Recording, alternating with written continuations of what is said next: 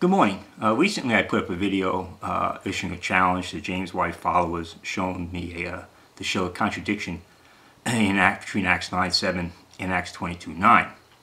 And in that video some individuals came on saying I was misreading what White was saying and that he did not believe there was a contradiction in those two verses. He was saying an alleged contradiction.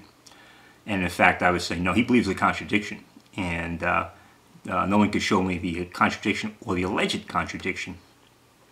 And he cites a book called the Letters to a Mormon Elder, and so I went ahead and got that book.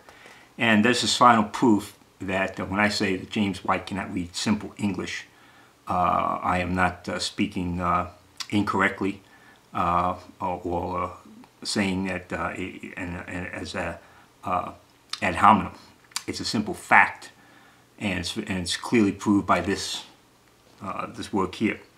He quotes, this is dealing with those in the Acts 9:7, Acts 22:9. Quotes both verses in the King James correctly. And then he says, the alleged contradiction is, of course, easy to see. Acts 9:7 says, the men heard the voice. I'm going to repeat that. He writes, Acts 9:7 says, the men heard the voice. T-H-E, not a voice.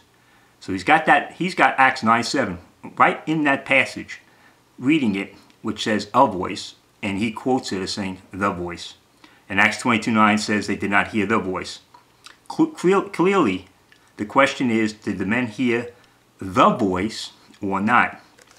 So page 33 on Letters to the Mormons, you see where the alleged contradiction is, where White misreads a simple indefinite article in English, reads it as a definite article, reads it, puts it down there, and states that's the contradiction.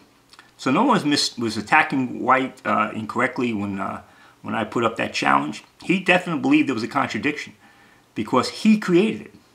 He misread the simple verse in English from a voice, and he put in the voice, and he writes it down here.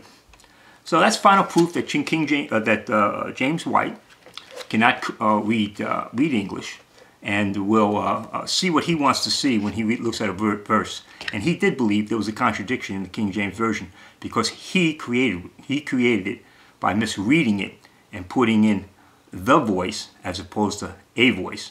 What he was reading was the Greek behind the English, and that's what he saw. He saw the definite article in the Greek, and he translated the definite article. The King James Version doesn't translate the definite article.